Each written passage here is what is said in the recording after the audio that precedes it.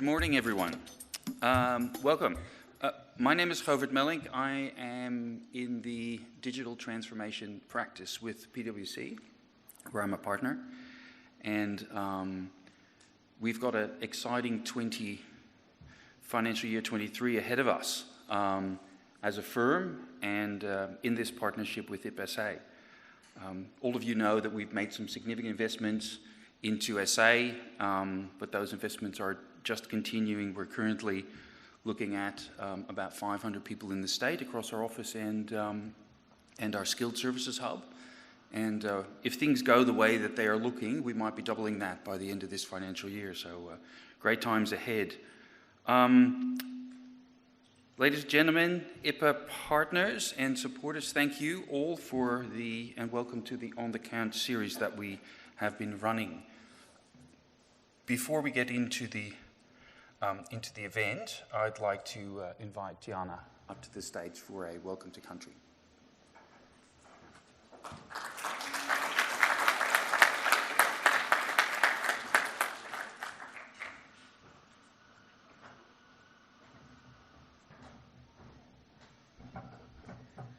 Good morning, everyone. How are we? Good? That's good. My name's Tiana. I'm from Kumukara Cultural Services. Kumukara in Ghana language means one blood. Nā marni nankanamira na nai Tiana Katanya Sylvie Williams. Nature Tarkatina Bukiana Ko Puro. Na Tanda Nyanga Yathwapi. Nadlaku Wara, Pirkuna, Nunawaitina Kumayarta, Nadlu Tampandi. Yachiach Nachina Bukiana Ko Yarta Kumanku Nathana Tula Yartako Imprendi. Nawangan Thimani na Budnigana Yartana. Nature Nipuna Padnyadla Warto. Hello all, my name is Tiana Sylvie Williams and I'm the first born female in my family. This is my daughter Amaria. My family are from Point Pearce, which is on the York Peninsula of South Australia, but I grew up here in Adelaide. Recognise my people's language, their stories, their dances, their country. Recognise that we walk on the land of my ancestors. On behalf of my family and on Kumukaro, I welcome you to our beautiful country, the Ghana country. My friends, let's walk together in harmony. Thank you.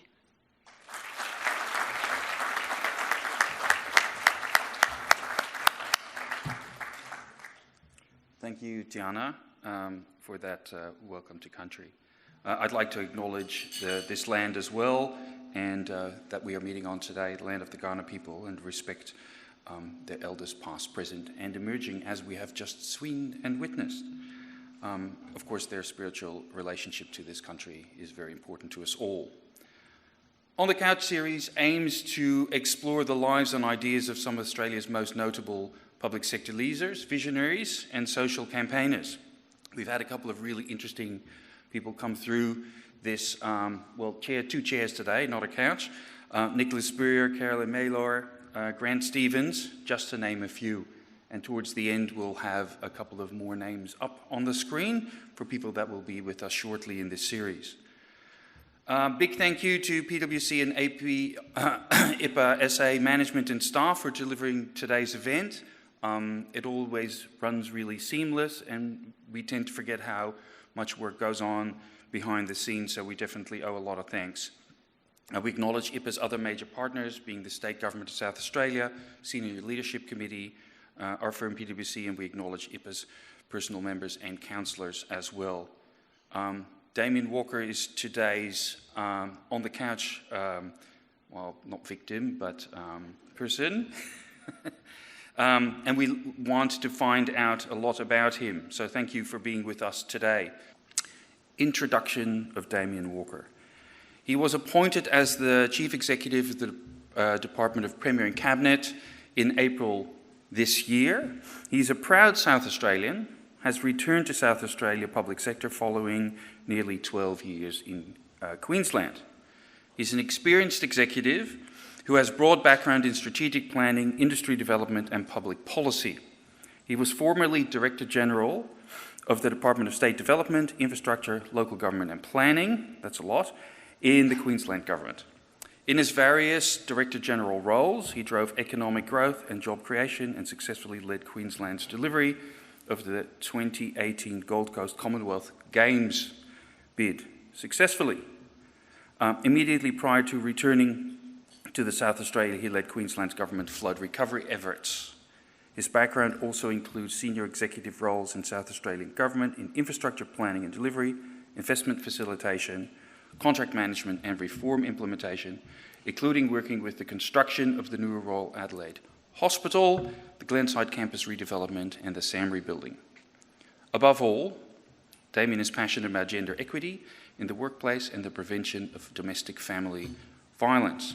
He is also driven to deliver initiatives to create opportunities for First Nations people. He is married to Tamara and has 3 young daughters. Damien, can I ask you to come up here, please? This is nerve-wracking. Look at all of you. Right. How are you? Very nervous. I now realise I've got 50 minutes to talk about myself. I could think of nothing worse, but I'll do my best. And I've had 2 colleagues go before me, so I do apologise. Caroline, I won't be anywhere near as good as you, but I'll do my darndest. Okay, cool. Okay, well, so that means that we've got to be nice, which I think we can all sort of like do. Okay, could you start, because I think these sessions are, we can talk about work and all of those kinds of things, but work is fun if the people that you're working with are fun and if you understand what's driving them and what their values are and that kind of thing. So these sessions are really about making sure that the people that haven't met you personally have a bit of an idea of how you tick, and that's what we're going to try and get to today. So could you start telling us a little bit about yourself and your career journey to date? Okay. So Adelaide born, grew up initially in Ingle Farm in a housing commission home to 2 loving parents. Had close contact with my grandparents on my dad's side, grew up in Rosewater, and I'll get to this a little later. My deep and lasting love of the Port Adelaide Football Club came from being so close to Alberton and spending weekends going to the footy and hanging out in the outer at Alberton. And then on my mum's side, farmers from the York Peninsula that made their way to Adelaide. And so loving family. In due course, they separated. My dad moved to the US. My mum remarried and is still here living in the Adelaide Hills with my stepfather. So really, really good, grounded, loving journey as a youngster, but particularly working class, growing up in social housing, and then moving on from there. Went to school at Para Vista Primary, got asked to leave due to bad behaviour, and ended up at a Christian Brothers college called St Paul's at Gillis Plains that got me back on the straight and narrow. Never a star at school, probably more a troublemaker, but found my way to university. Did a number of degrees at uni and then became a graduate. So planning degree amongst other things, Flinders University, University of South Australia, and then became a graduate of the South Australian government. So a fairly unremarkable journey up until then. In fact, it's continued to be unremarkable, it's fair to say. But and then started as a graduate at Transport SA out at Walkerville in I want to say in the mid-90s. And I can't actually recall when, I'm getting old, but had a wonderful grounding as a graduate. In fact, I was just talking to Jess Bassani about the need for myself and my senior leadership colleagues to turn our minds to graduate programs here in the public service. As someone that emerged out of that, it was just so good to rotate through the various parts of transport, which I thought was where the world started and stopped. Notwithstanding there was a broader public service, but it was just tremendous. Worked my way through, so soon left the graduate program, did a number of things at Transport SA, including even going out and running Northwest region out at Port Augusta for a while. Came back into the city and did a number of things in terms of strategic transport planning. Spent some time at DTED, Department of Trade and Economic Development, back in the day. And then a reasonably long stint at Health that I really valued before then getting a tap on the shoulder that I couldn't refuse in Queensland, and having a wonderful 12 years there. So hopefully that is enough of a descriptor of my journey through the system, but have loved every bit of being a public servant. Yeah. It's interesting your comment around the the importance of graduate programs. I think that all large organisations go through that, and if there might be a point to touch on that later, because I think it's one of those things that that can be really formative for not just the the fresh blood and the new visions that new ideas that come into your organisation, but also for the people that are actually on those programs. Absolutely. I think you're spot on with that one. Absolutely. And from the introduction, you've done a lot of different things, different topics, different types of areas. You've been in multiple organisations as a result. You started as a grad, you've just mentioned that. When you think about the different types of roles that you've had, how have they formed you as an individual? What are some of the lessons that you've taken away from those different things? Probably the thing that's been most valuable for me has been the challenge for each role. So less the content, but more the challenge of the content. So there's been jobs that have been, and you're quite right, different things from delivering a Commonwealth Games to running housing and homelessness in Queensland. Yep. Very different things, but rewarding because of the nature of the challenge. So I guess the bit for me, and this is probably why I'm particularly attracted to the public service, is the nature of the challenge, the sheer magnitude of the challenge of our roles, your role. And so that's been the bit that I've gleaned most from, is whether it was as a graduate dealing with a particular issue or right through to being the head of DPC, it's no day is the same, no challenge is the same, and most of the challenges I'm dealing with, that you're dealing with, are rather significant and probably very different to the challenges that your colleagues and friends at a barbecue will express on a weekend. So that's the bit that's sort of been the most fulfilling and an educative part of my journey to date. If you were to bring one of those challenges to life for the people here today, what would be the one that, sort of thinking back and saying, I had absolutely no idea how I was going to tackle this because it was so different than anything that you'd done before, but you sort of, you waded through the ambiguity of it and stuff like that. What were some of the key success factors for you? So yesterday, so it's I can only. I'm sure that everyone else admits the same.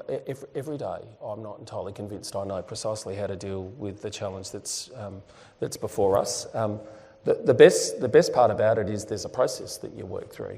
Problem definition, the fact you've got good colleagues, no doubt sitting at the table with you now or sitting at a pod next to you while you're watching this online.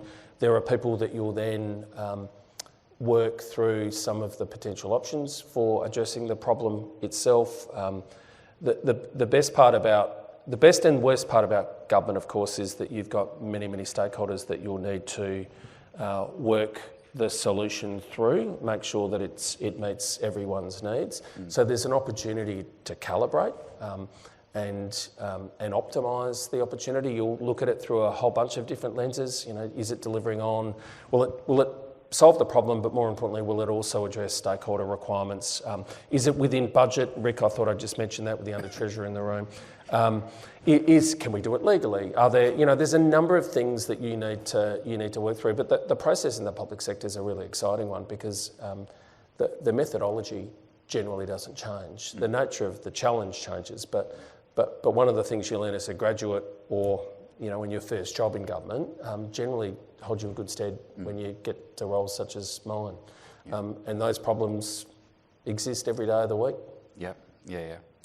No, it's interesting. I had the fortunate opportunity to start in the public sector myself, and I think that what you've just said there is that that rigor and the fact that sometimes time can actually be on your side to get through those really gnarly problems, I think is one of those. And it's so formative for everything that you might want to do after that as well, if you decide to go and broaden your horizon outside. Not that I want people saying that you should, but nevertheless. So it's really, I think you're absolutely right.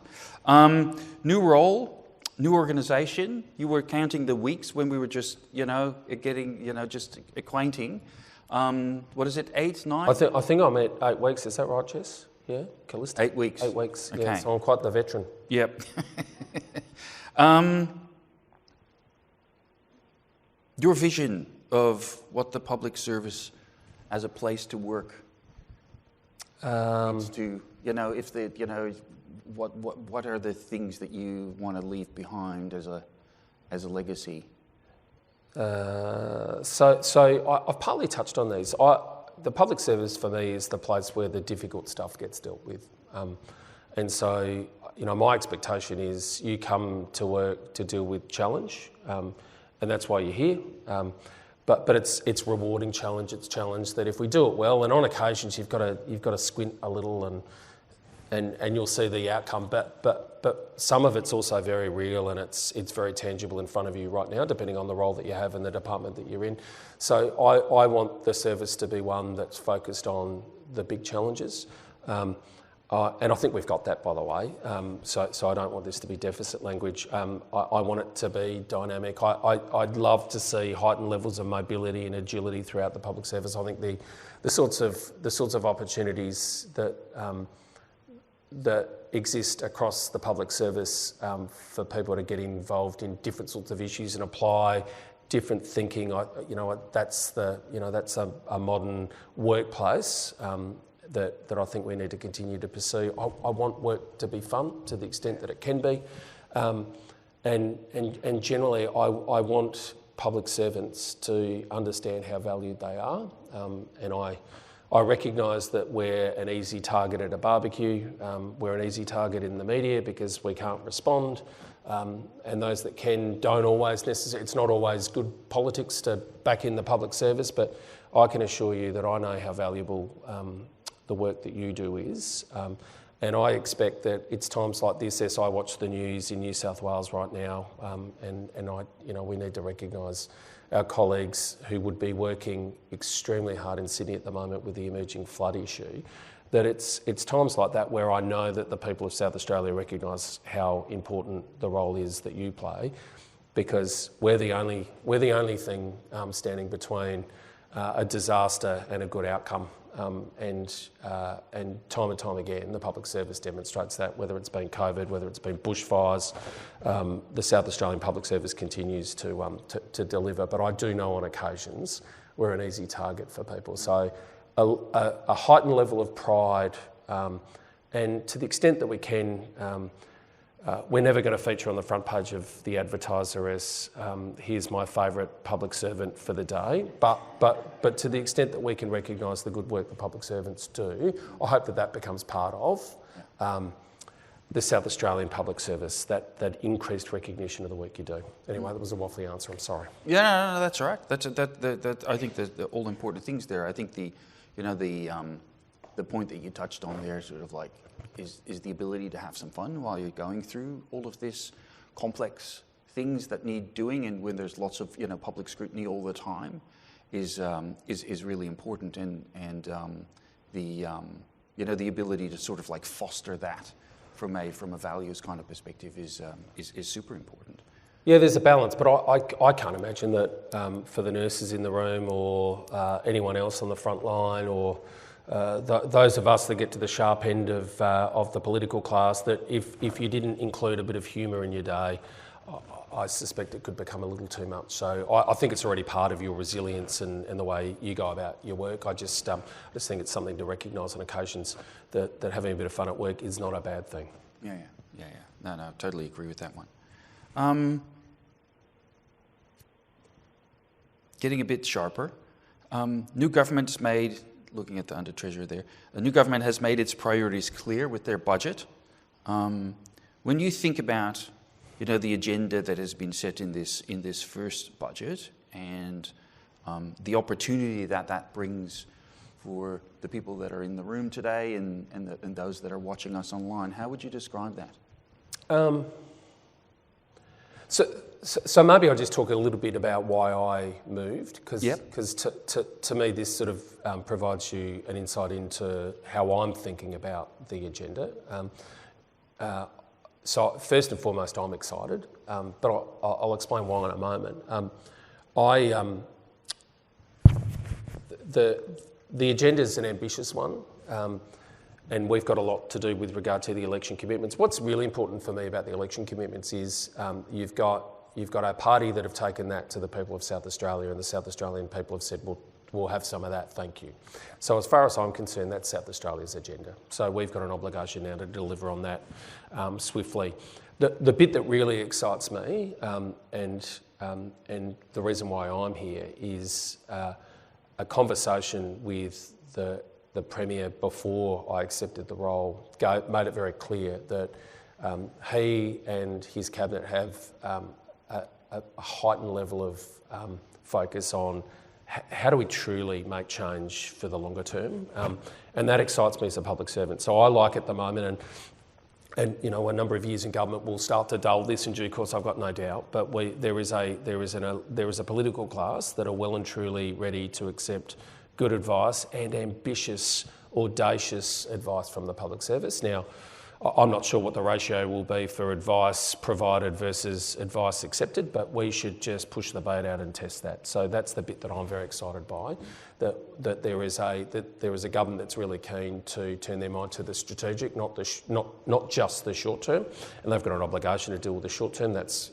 what the political class does. But there's certainly an expectation that we help them think strategically about what next. So election commitments aside, what next? And that gets me really excited. So, and I think that's the opportunity that exists for everyone in the room, because and I think everyone recognises this, if those good ideas had to come from just myself or Caroline or Rick, we're in all sorts of trouble. It needs to come from the sector at large. So the opportunity for you and those online to generate ideas that then get advanced is I guess the permission that I'm seeking to provide today, because I've been given that permission by the Premier that they want good ideas. They won't accept all of them, they can't afford most of them, but to the extent that we've got an obligation to advance good ideas to benefit South Australia over the long term, and that excites me. Yeah.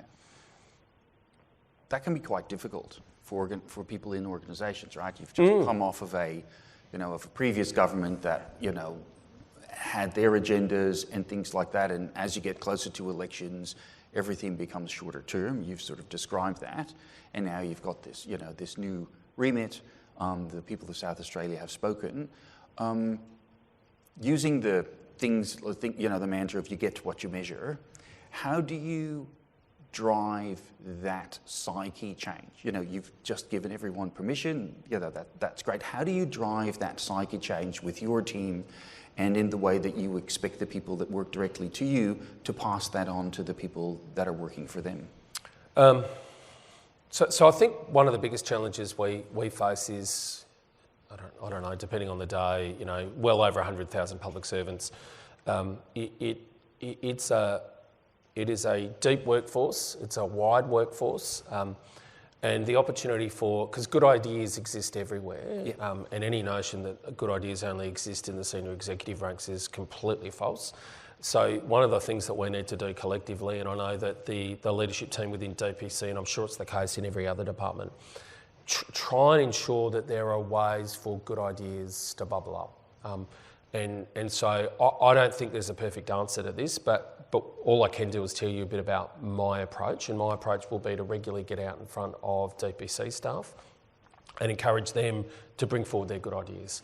And to the extent that I can find mischievous yet appropriate ways to have them break the rules a little in terms of the existing orthodoxy on how good ideas find their way up the line. So I'll ask them to seek forgiveness, not permission. I'll ask them to, in a nice way, in a constructive way, partly go around their line manager to get good ideas to bubble up.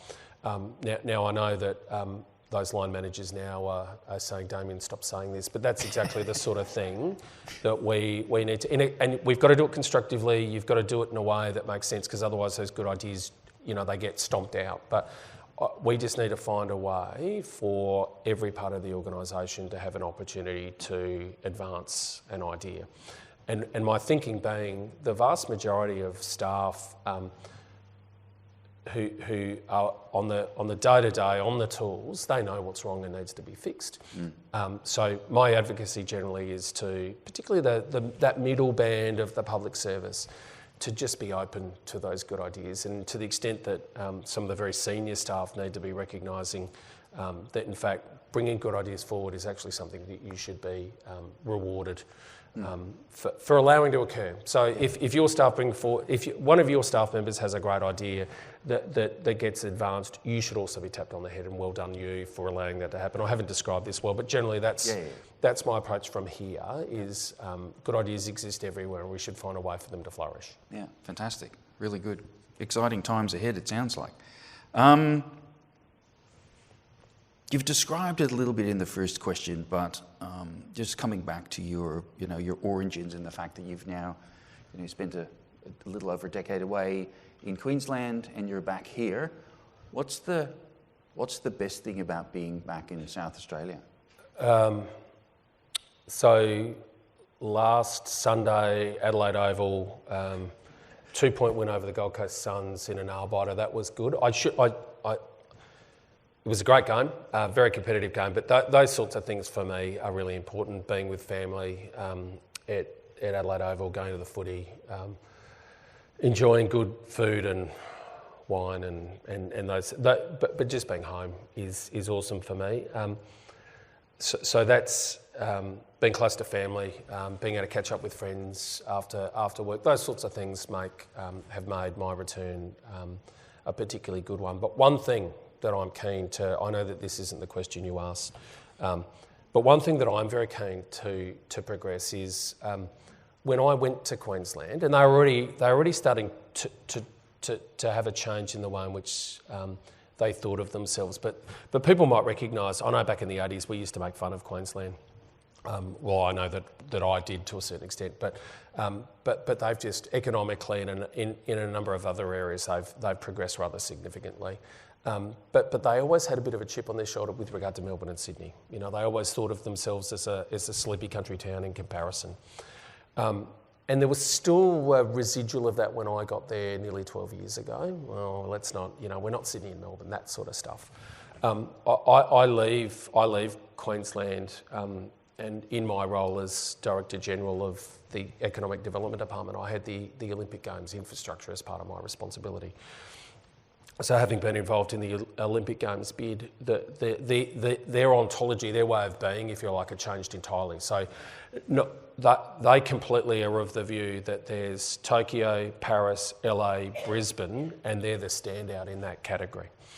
And that's the sort of thing I want South Australia to start thinking their way through. Because since I've been back, sadly, but we'll change this, I've asked a few questions around, well, why wouldn't we do that? Come on, Damien, this is South Australia. Now, that stuff is what we need to draw to a close very quickly. And I want us to, if anything, one of the things that I've observed over the last decade and a bit in Queensland is we can be anything if we believe it. And these guys up there now believe it, and we should absolutely be out in front of Queensland. So there's an opportunity for us, and it starts with the sector. It starts with us taking other stakeholders on a similar journey. And by the way, that sort of commentary hasn't been primarily from the public service. It's been from industry colleagues that I've been out engaging with. So we've got to change our narrative. We've got to change our focus, and we need to lift our eyes like Queensland has lifted its eyes, because this is the greatest state in Australia, and I think there's an opportunity, getting back to that earlier question, what excites me and why I'm here. Notwithstanding, I've made the comment that, the day-to-day drudgery of being in government, they'll get beaten up a little bit, but while you've got a government that actually wants to think about the next 30 years, that wants to push the boat out, we've got an obligation to push the boat out. And I want there to be Tokyo, Paris, LA, Brisbane, Adelaide. That's the sort of where we need to be. Now, I'm not suggesting an Olympic Games bid, I'm just suggesting the way in which we frame and consider ourselves, we need to lift the eyes. Yeah, fantastic. Thank you. That's not the question you asked at all. But, but in the spirit of good answers, I just decided to answer my own. I think it's a great answer. I think as it's what, now having only moved to the state 2 years ago, it's one of the, I think I recognise a little bit about what you're saying, and I didn't even come from Sydney or Melbourne, right? So but it is one of those things where you can see that mind shift changing a little bit, but I think you... Oh, and it's quite true. We're not Sydney or Melbourne. We're much better. There's so much potential, and there's that to take advantage of that, right? Yep, absolutely. Yeah. So very good, thank you.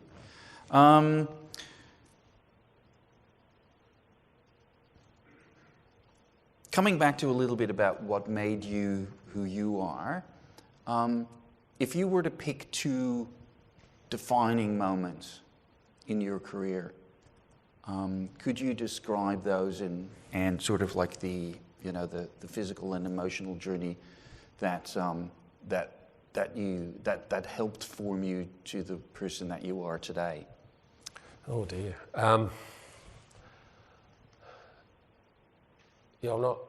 I'm not sure that I'm not great at this. You would have noticed I've started to turn my answers into questions generally about the business of government as opposed to. So coming back to me, probably the critical one was getting tapped on the shoulder to move to Queensland to do the role of Deputy Coordinator General, and it seemed like such a to the smallest degree, it gave me a heightened level of regard and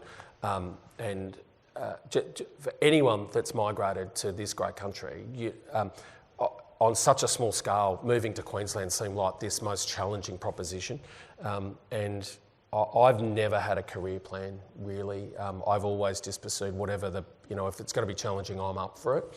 And that was one where the challenge was significant for a whole bunch of reasons, including I was moving to a new state, and notwithstanding we had family there, all of that sort of stuff. But that was probably one where I had to, and every reason why you wouldn't do it, and just simply because it concerned me greatly, it made me nervous, I worried.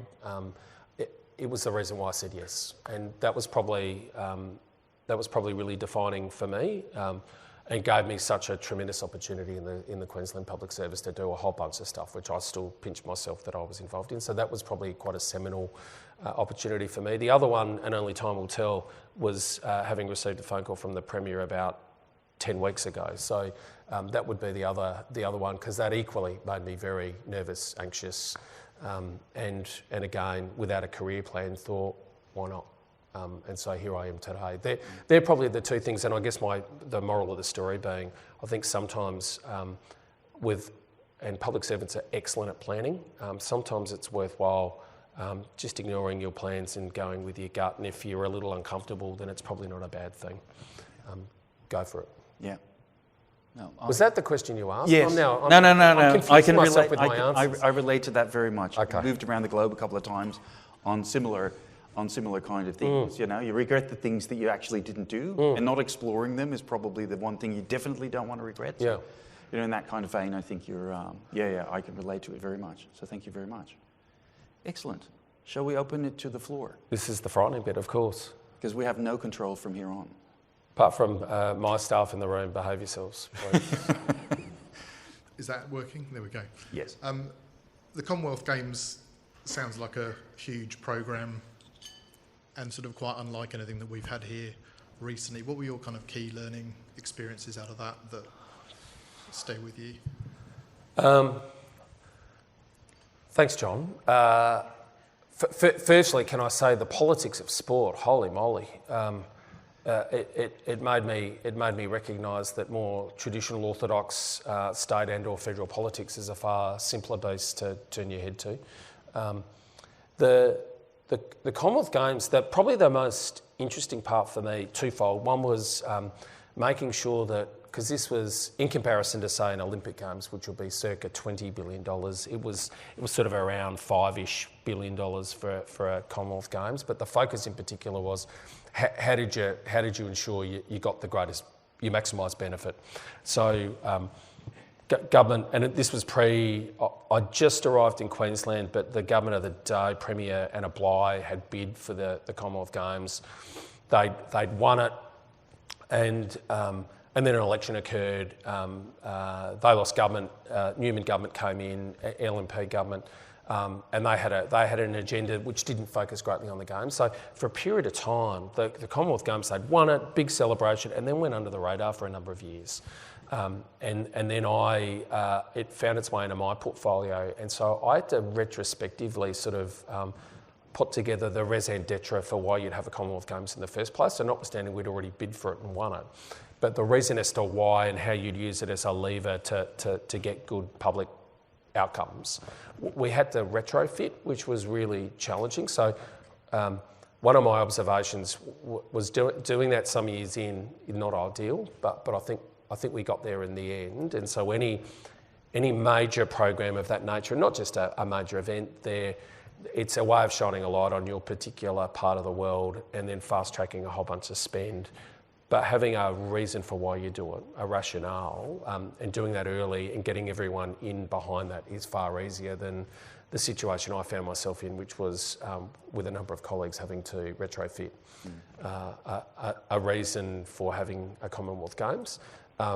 The second thing was the detail matters. So it was a big event, but I don't know whether people remember, but we made a bit of a shambles of the closing ceremony. So, well, then that's good.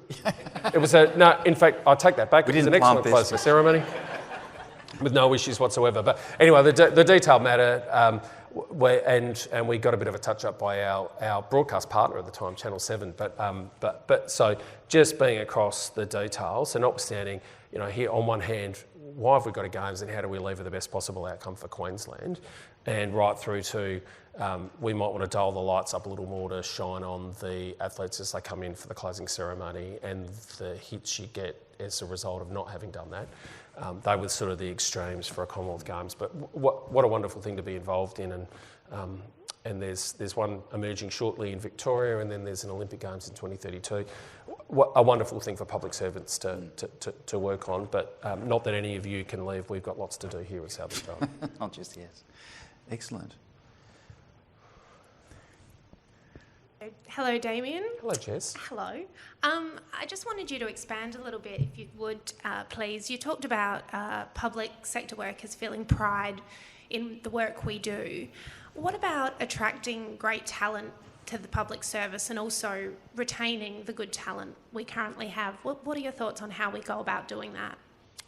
Oh, so this is even harder. So if this question was asked 5 or 6 years ago, I think it's got even harder just simply due to the skills shortage at the moment. So many of I'm sure you're seeing colleagues that are being lured to, naughty consulting firms like PwC or going into other parts of the workforce because they're being offered greater money.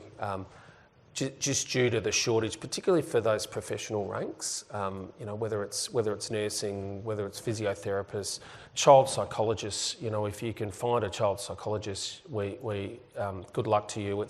There are a number of professions that are already in desperate shortages, let alone then the opportunity to take good people out of the public service, and it's made worse for us. Because I think the public service does provide a really good grounding, and I think you touched on this. Totally.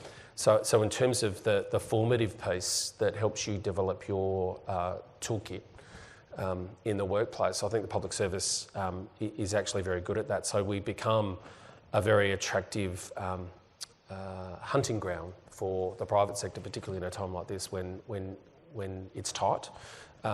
So I think there's only so much you can do with regard to that. We've got fairly confined arrangements with regard to pay.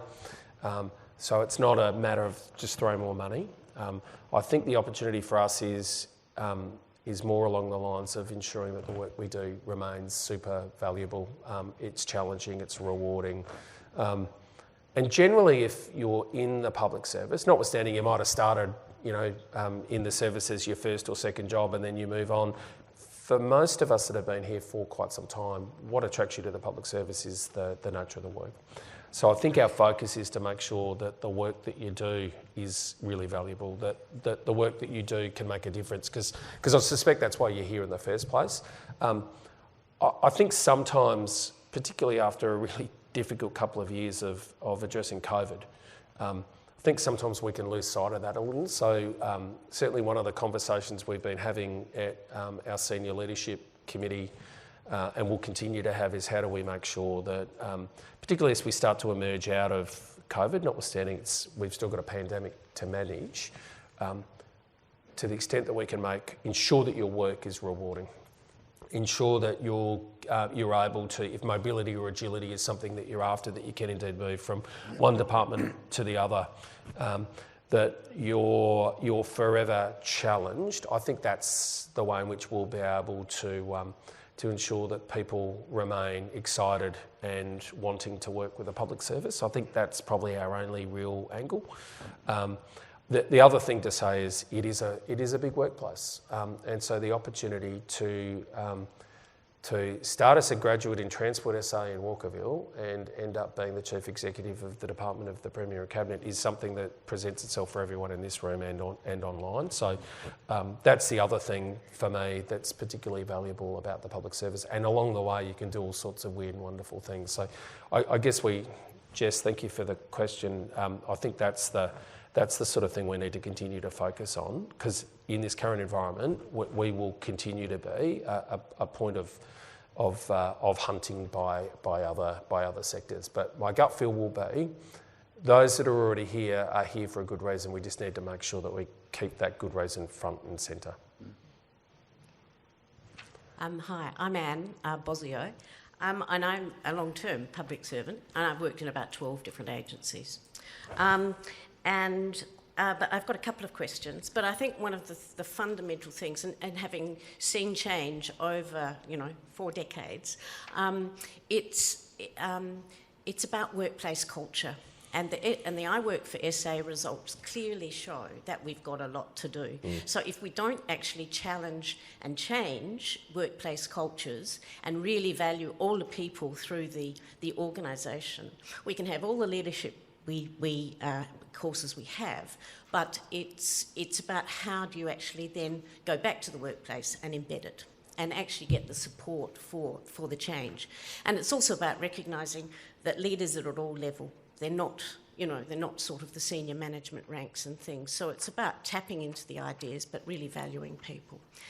So one of my questions was about the SA, I Work for SA results, and maybe putting certain things into the targets of performance contracts with CEs. So that was one, and I'd value your view there, and then if you want to answer that. But the other one was also that we have a South Australian Government Evaluators Network, and we see value in a requirement for an evaluation plan for all significant proposals to Cabinet. But I think it's also a good, rigorous approach for a lot of the work that we do and the programs we run. So I'm interested in your views there. Thank you, Anne. I'll deal with the first one. So I could not agree more. And my overarching, so what I won't do is pretend that there isn't work for us to do, because there absolutely is. And there always will be, by the way. There is no perfect public service. In fact, there'll be good times and then there's less good times. But we need to, pay attention to that survey, but more importantly, the regular surveying that we're doing in the workplace. This is, there's nearly 120,000 people in the public service, and what goes on in, a transport office in Port Augusta will be very different to what's going on in, Victoria Square, in the CBD of Adelaide, in different departments. So I think my waffly point is I recognise that this is not my public service. It's not the senior leadership team's public service. This is yours. And so to the extent that this is helpful, and we need to scaffold the right programs and assistance and other things, but we need to keep shining a light on the opportunities for us to get better. And this is a continuous improvement exercise. But I guess I want to keep talking about the fact that this is not my service, it's yours. And so where there are behaviours that are not appropriate, I want people to call them out. If our response arrangements are not sufficient, then we need to tweak them. If we need to do some further work around leadership development or whatever the particular training element might be, happy to look at those. But I think for the most part, I want people to feel empowered that this is their service, and if it's not heading in the right direction, call it out and constructively look to fix it. And because that'll happen from the bottom up as opposed to the top down. And if anyone's, notwithstanding, I've got a role to play, as do my colleagues, in making sure that we've got the right systems and processes in place to enable this. But for the most part, it's for the service to respond and improve, and we'll give every bit of assistance we can with that. So I hope this doesn't sound like I'm abdicating, because it's not. I'm trying to just ensure that people understand that, a bit like I say, DPC is not my department. It will be there well and truly after I've gone. As will the staff, and they need to own their future and the future of that department, and it's the same with the sector at large. So we've got some work to do around the survey. I think we've got some continued work to do generally around taking the pulse of government. I know that the chief executives are deeply focused on what do they need to do generally within their own departments to get it optimised. And I think it's made particularly challenging at the moment due to a whole bunch of things, including the last 2.5 years have been dreadfully rough for many, many people. And the one thing I would say about COVID has been, notwithstanding our frontline public servants, but everyone's been impacted, whether you've been away from the workplace and away from your colleagues, or you've never worked so hard in your life because of the nature of the response. Everyone's had an impact as a result of COVID. So I think it's just compounded at the moment. But I'm A, very hopeful, but B, I know how resilient the public service is, and it will respond, particularly if rank and file public servants understand that it's their service and it's their opportunity to turn things around. I think another area for voice is the unions. Yep. Because they actually get where all of the hard stuff is and things. And I think it's also about finding out, well, what are some of the burning issues across agencies. Absolutely, and my expectation will be chief executives are already absolutely delving into what are they hearing from unions, what are they hearing from other employee stakeholder groups. There is a myriad of inputs. Again, my waffly point being, it's not up to the chief executives alone to fix this. There's an opportunity, and by the way, nothing's broken. There's just an opportunity for us to do better and do better on behalf of the South Australians in which we serve. So there's an opportunity for us just to. So I'll keep banging on about, and my department are probably sick of me banging on about this. It's not my department. It's not the chief executive's public service. It's yours. And to the extent that you're seeing things that need to be improved, let's improve them. And you'll have my complete support.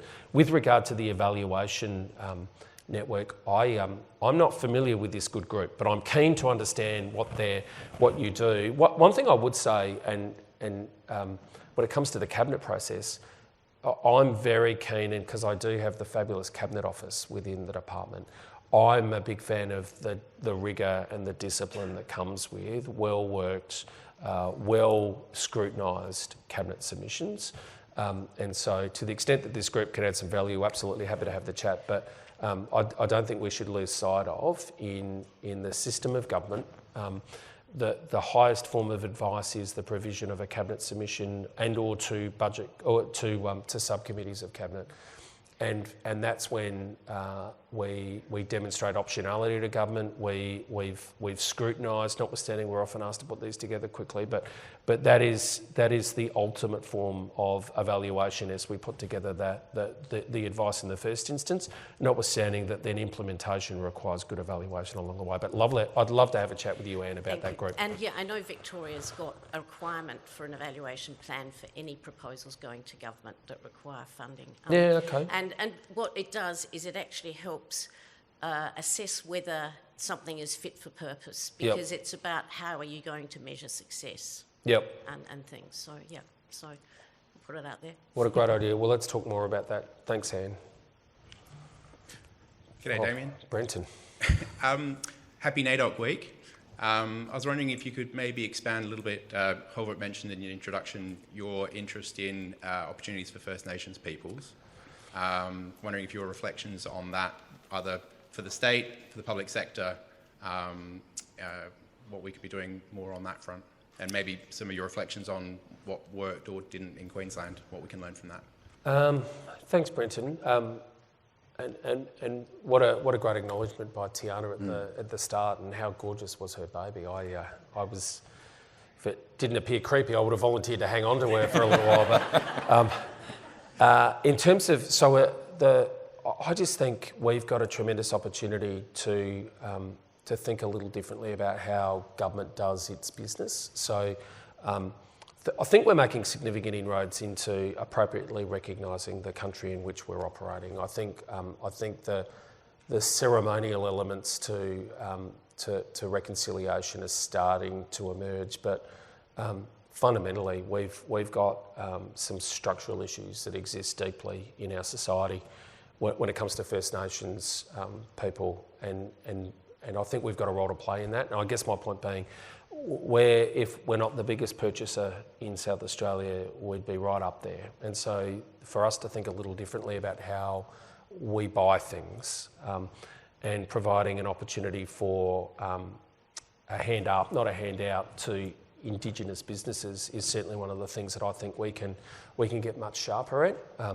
I know that we have some general targets around how we think around Indigenous procurement, but I think we, in the spirit of pushing the boat out, that's one that we should be getting a little bit more ambitious with. I know that in Queensland, and we were showing some signs of making some significant inroads here, but in my last department, I actually hardwired the requirement for any time you went to market, whether it was buying a cord for the back of your PC or multi-million-dollar spend on Olympic Games infrastructure.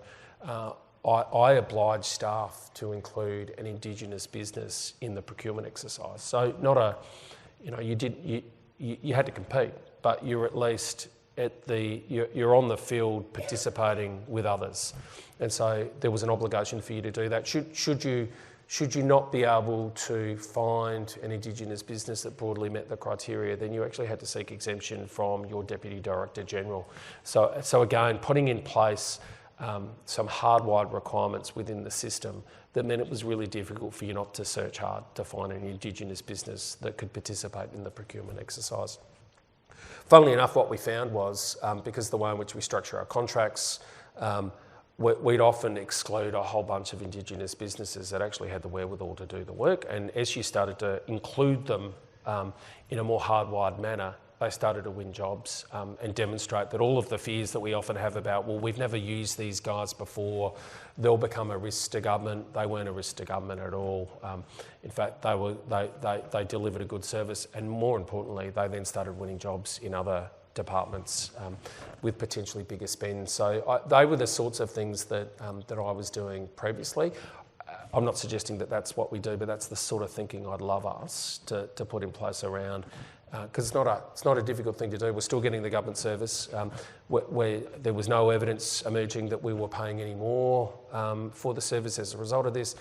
But what we were finding is that Indigenous businesses were winning more jobs. And the reason why that matters is Indigenous businesses are far more likely to employ Indigenous South Australians. And so, notwithstanding all of our targets around employing First Nations people into our workforce, it's not something that we have. We need to get better. We've done some good stuff, but we haven't necessarily shot the lights out. But Indigenous businesses, winning government contracts, engaging more Indigenous South Australians, that's a good thing. So anyway, Brenton, some of my thinking around how we could leverage stuff we do every day. And part of our role is to procure on behalf of South Australians. That's an opportunity for us to think a little differently around that. Just another policy lens that we apply over the top of good, prudent procurement practice. Very good. Did you see that? You saw it. I saw it. We've finished on time, haven't Great. we? Yeah, there we go. Like 0 seconds as you put your last words out. Of course, also today we had a number of questions come through Slido, and I've sort of been keeping an eye on them. And I think most of the ones that were in our briefing pack you've actually touched on. Okay. So that means that there's lots of like-minded people in this audience with the people that were on Slido, which is a good thing. Thank you very much. Thank you for having me. I think you've given some really good insight about how you work and think, which if I was working in this public sector here, would be really good. Would be really exciting. Sort of like that, just go out and do the things that you want to do, come up with those new ideas, stand up for the things that you don't like, and keep it exciting, and please have some fun while you're at it. In fact, I wish I just said that. That was a far better summary of my hour's worth of waffle. But that's what, because it's, that, and because that will attract. I mean, yes, we do sometimes, when people knock on our door to say if we might be interested, we talk to them. Sometimes they move to us. I've also found a lot of people that have come from the public sector into our business who then actually go back because they have that, you know, they have an even broader base to go and do things and still have very, very rewarding careers. Because some, you know, we do important stuff as well, but, you know, we're just like any other organisation. There are good bits and there are bits that are... Anyway. So thank you very much. A couple of final sort of like closeouts that are on my list. They're on the back end of this one.